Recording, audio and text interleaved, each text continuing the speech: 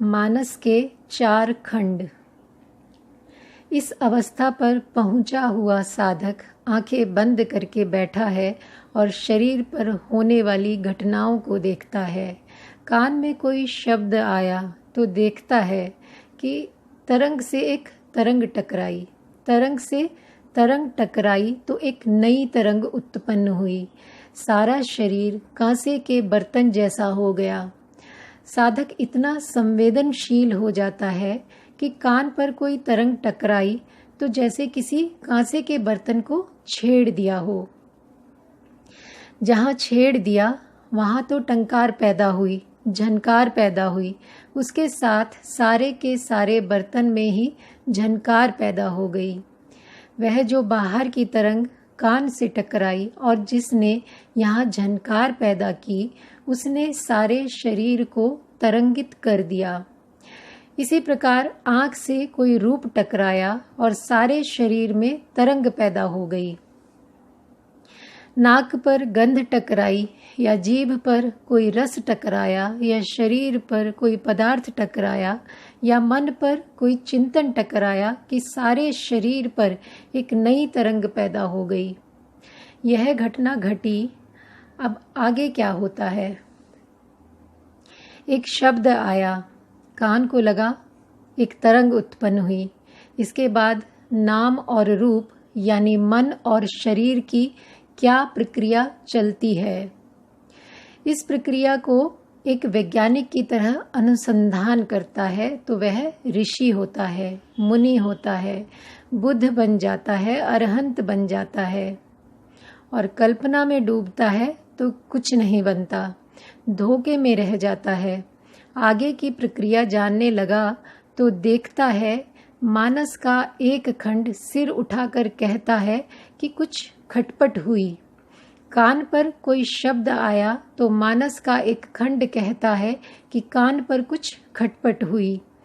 आँख पर रूप टकराया तो मानस का यह पहला खंड कहता है कि यहाँ कुछ खटपट हुई।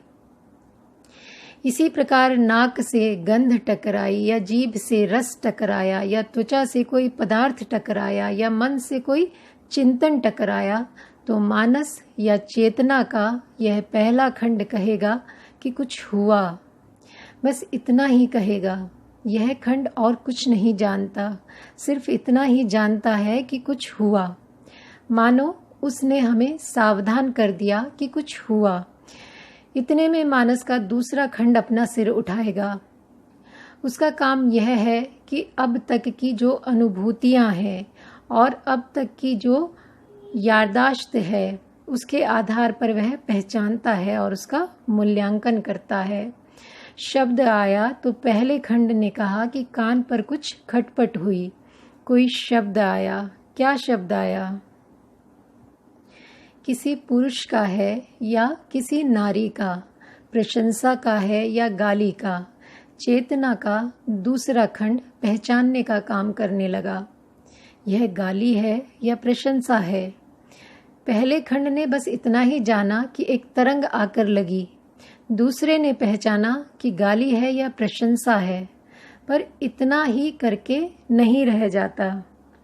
अपने पुराने अनुभवों के आधार पर, पूर्व संयोजित संस्कारों के आधार पर वह उसका मूल्यांकन करता है। गाली का शब्द है, अरे बहुत बुरा है, तो मानस का यही हिस्सा कहता है बहुत बुरा। देख, यह गाली है, बहुत बुरी है। प्रशंसा आई तब भी केवल एक शब्द की तरंग ही आई, लेकिन मानस के इस खंड ने कह दिया कि यह प्रशंसा है और बहुत अच्छी है। इस प्रकार मानस के दूसरे खंड ने अपना काम कर दिया। उसने कह दिया गाली है या प्रशंसा है। उसने यह भी कह दिया कि अच्छी है या बुरी है। मानस के दूसरे खंड के काम करते ही एक घटना और घटने लगी। मन और शरीर एक दूसरे पर इतने आधारित हैं और यह घटना इतनी शीघ्रता से घटती है कि एक क्षण में करोड़ों बार हमारे भीतर ही भीतर घटनाएं घट जाती हैं। आगे क्या हुआ? जब शब्द की टंकार आई थी और उसकी वजह से तरंग की संवेदना सारे शरीर में फैली थी, तब वह संवेदना न सुखद थी न दुखद।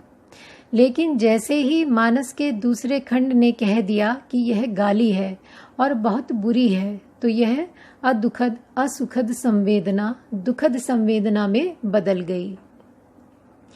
इसी प्रकार जब मानस का यह खंड कहता है कि यह प्रशंसा है, बहुत अच्छी है, तो जो अदुखद असुखद संवेदना चली थी, वह संवेदना बड़ी सुखद लगने लगी, बड़ी सुखद तरंगे चलने लगी।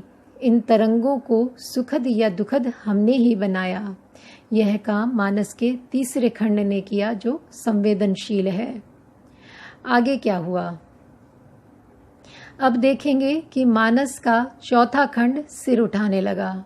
जहाँ शब्द आया और पहचाना कि गाली है और उसकी वजह से दुखद संवेदना चली, वहाँ कहेगा नहीं चाहिए, मुझे बिल्कुल नहीं चाहिए, यह गाली जल्दी बंद करो, यह गाली मुझे नहीं चाहिए।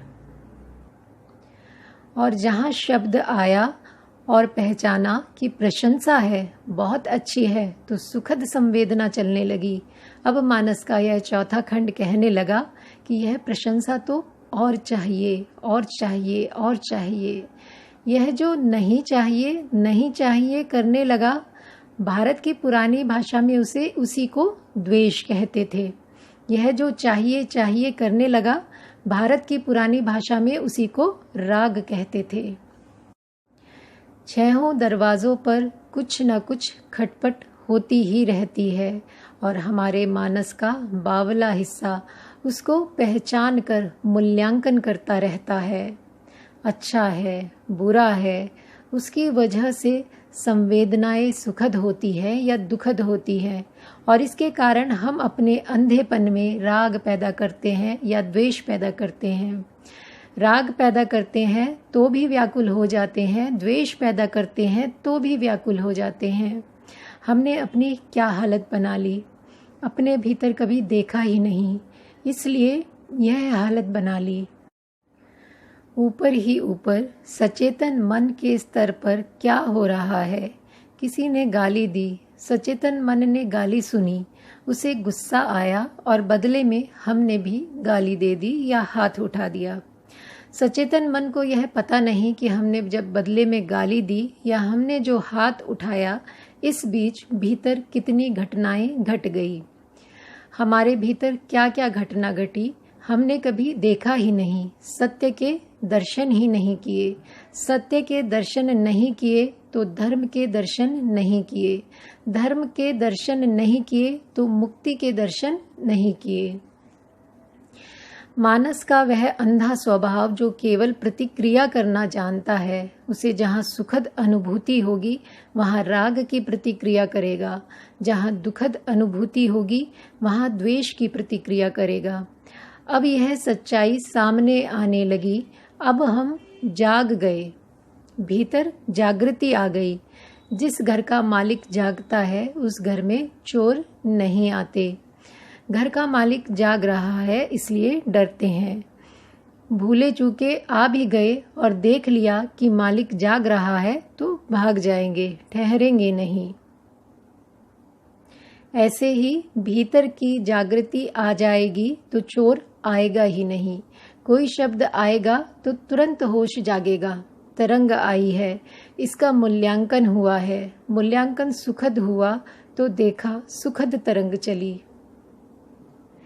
इसे देखते हैं, यह कितनी देर रहती है, देखते देखते सुखद तरंग समाप्त हो जाती है। जान लेते हैं यह अनित्य है, नश्वर है, भंगुर है। अच्छा, इस बार यह गाली की तरंग आई, बड़ी दुखद है, इसे भी देखते हैं, यह कितनी देर रहती है। देखते देखते यह भी समाप्त हो गई। हम दृष्टा भाव से देख रहे हैं, भोक्ता भाव छोड़ दिया। इससे स्पष्ट हो गया कि यह अनित्य है, नश्वर है, भंगुर है।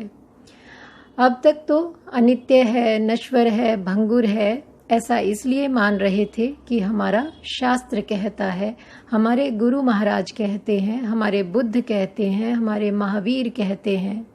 हमारे कृष्ण कहते हैं, हमारी बाइबल कहती है, हमारी कुरान कहती है। अब इसे अनुभव से जानकर मान रहे हैं। बड़ा अंतर आ गया। सच्चाई को जानने लगे तो मुक्ति का रास्ता खुलने लगा, क्योंकि मानस का राग द्वेष की प्रतिक्रिया करते रहने का स्वभाव पलटने लगा।